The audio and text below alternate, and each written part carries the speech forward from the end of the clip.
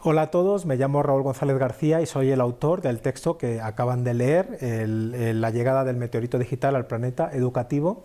Lo que vamos a hacer en este vídeo es retomar algunos de los puntos y desarrollarlos para que podamos tener un ejemplo concreto de cómo puedo utilizar esto en mis sesiones con los chavos jóvenes.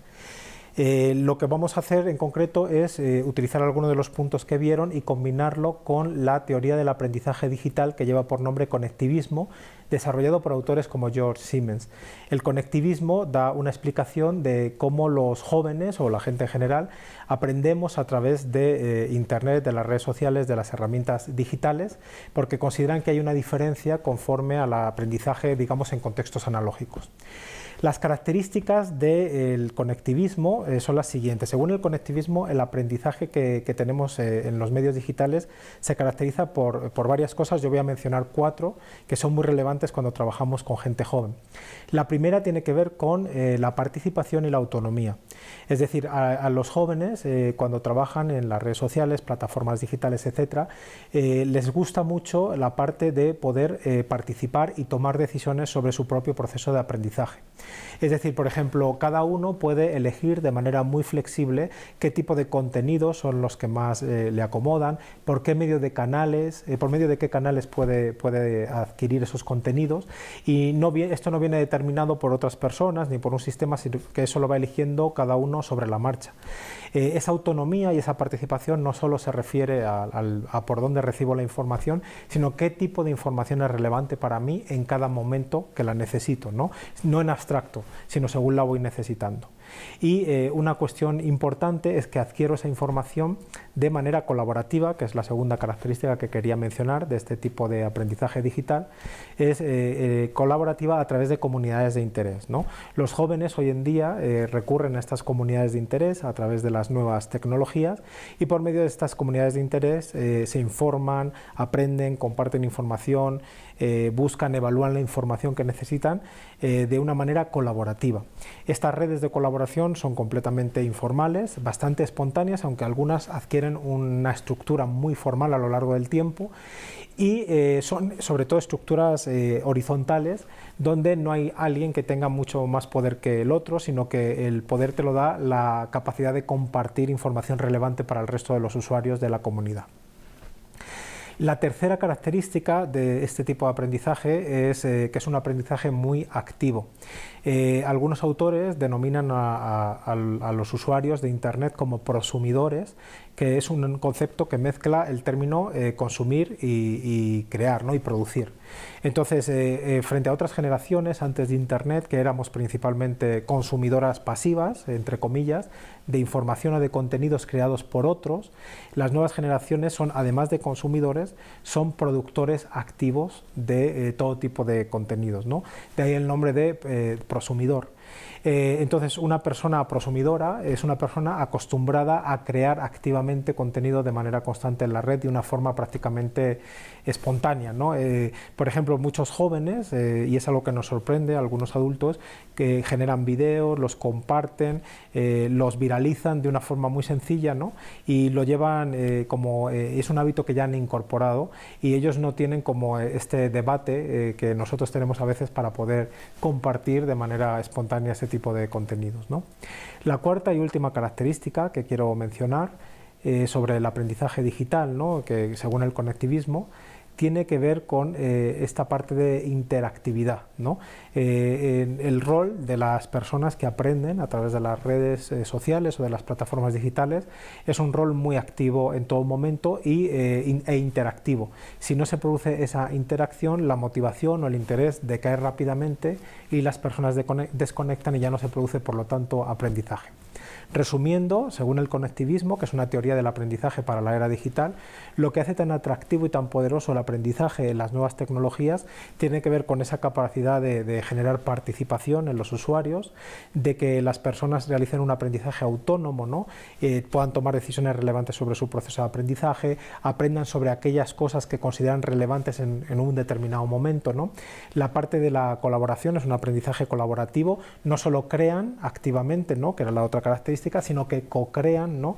Editando contenidos en todo tipo de plataformas que les permiten usar herramientas colaborativas. Y por último, la interactividad. No es un consumo pasivo de contenidos, sino que es un consumo completamente interactivo.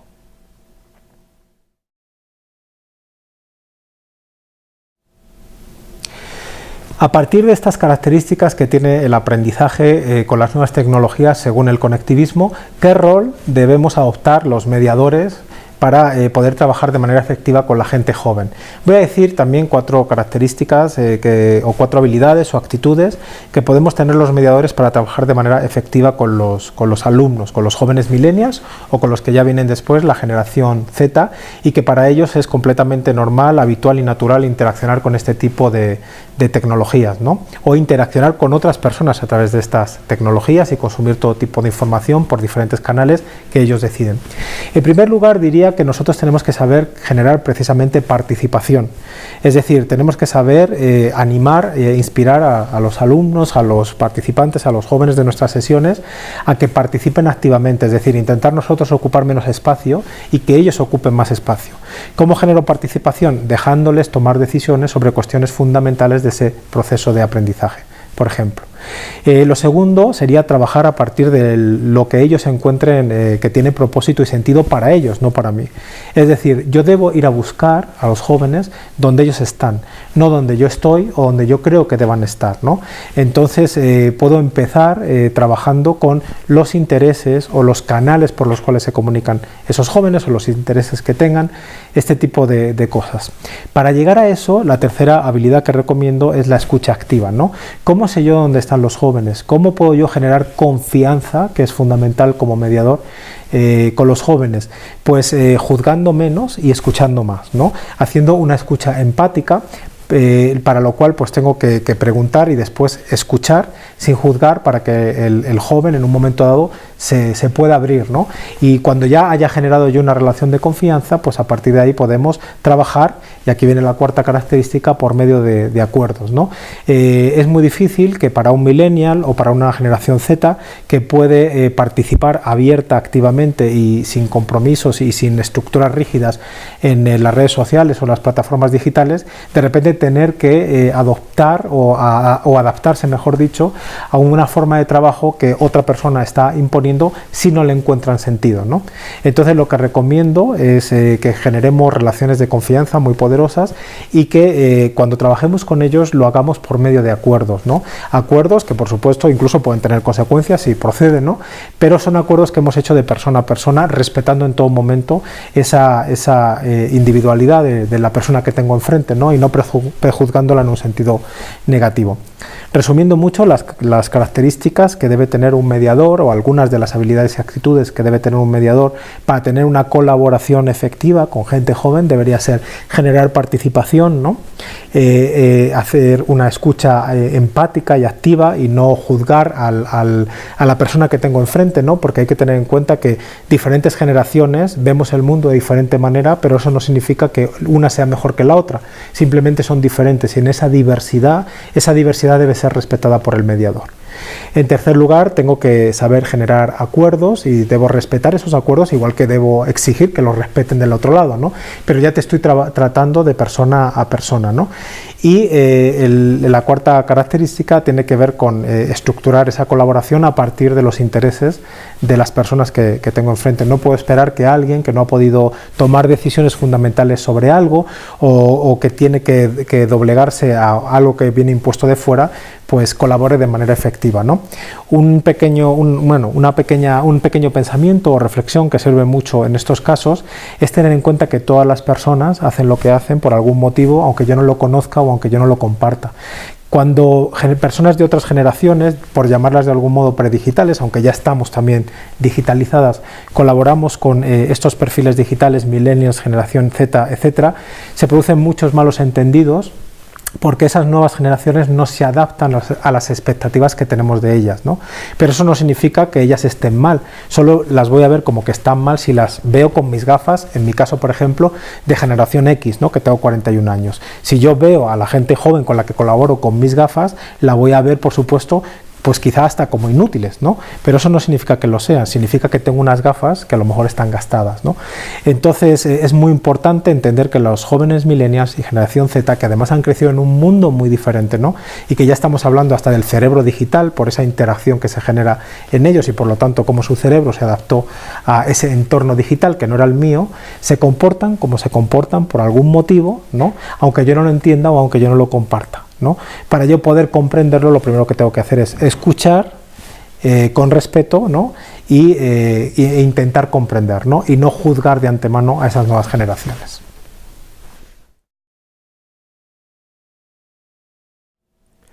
Por último, me gustaría comentar algunos ejemplos de tipos de tecnología que podemos utilizar para cada una de esas características del aprendizaje digital que hemos visto con el conectivismo, ¿no? Un error, por así decir, típico que utilizamos a veces cuando queremos utilizar las herramientas digitales para aprender es simplemente limitarnos a integrar o traer actividades analógicas y digitalizarlas directamente. Si solo hacemos eso, perdemos un gran potencial de lo que nos permite el aprendizaje digital. Por ejemplo, si yo simplemente utilizo las nuevas tecnologías para transmitir información de manera unidireccional de uno a muchos, ¿no? Pues estoy por completo perdiendo una gran parte del potencial del aprendizaje digital que vimos con el conectivismo, ¿no? Entonces, por ejemplo, retomando esos puntos, ¿no? Podemos utilizar las herramientas digitales no solo para transmitir información, ¿no? Sino para también, por ejemplo, buscarla, seleccionarla, comunicarla y evaluarla de manera efectiva, ¿no? Es decir, yo no puedo preparar ya a mi alumno o a los jóvenes con los que trabajo solo para que busquen información y ya, ¿no? Y se conformen con cualquier tipo de información que encuentren, porque hay mucha información y pueden naufragar en ella. Tienen que saber buscarla de manera correcta, tienen que saber evaluarla, tienen que saber también comunicarla, utilizarla en resumidas cuentas, ¿no? Eso es lo importante hoy, no encontrarla solo, simplemente, o no solo buscarla, sino utilizarla según necesiten, ¿no? Entonces eso para empezar. Segundo, como hemos visto también, yo puedo utilizar las herramientas digitales para que la gente cree cosas, ¿no? Entonces existen todo tipo de herramientas, ¿no? Desde para hacer infografías, para editar vídeos y todo tipo de contenidos que son muchas veces de manera completamente gratuita, ¿no? Entonces yo no me puedo cerrar simplemente a que la gente joven con la que trabajo acceda a información, sino que tengo que fomentar que ellos la creen de manera activa, ¿no? Segundo, que la co-creen, como vimos, ¿no? No solo crean cosas, sino que también las crean con otros, ¿no? De manera colaborativa. Por ejemplo, por decir algo, existen los documentos de Google, ¿no? Donde yo puedo subir un documento a la red y entre todos editar ese documento entre varias personas, incluso a la vez, ¿no? Entonces esa colaboración horizontal entre iguales es fundamental, ¿no? La otra era la interacción también, ¿no? Ese tipo de interacción y colaboración también lo encontramos en plataformas como las redes sociales, porque se apellidan sociales por algo, de hecho, ¿no? Todo lo que se hace en ellas es de tipo social y las puedo utilizar para que mis cuates vean mis fotos, ¿no? Subidas de mi último viaje, ¿no? Como muchas veces hacen los jóvenes, pero también las podemos utilizar con otros objetivos y de hecho es fundamental que fomentemos que nuestros jóvenes las utilicen para otros objetivos más allá de ese, ¿no? Para otros objetivos que también son sociales, como el aprendizaje.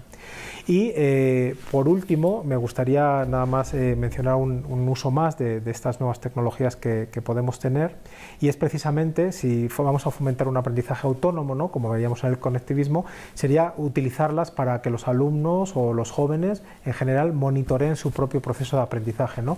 Es decir, darles herramientas y criterios para que ellos puedan seguir, saber y confirmar y evaluar su propio proceso de aprendizaje, si aprendieron lo que querían y necesitaban o no lo aprendieron, y en ese caso, qué pueden hacer para continuar aprendiendo.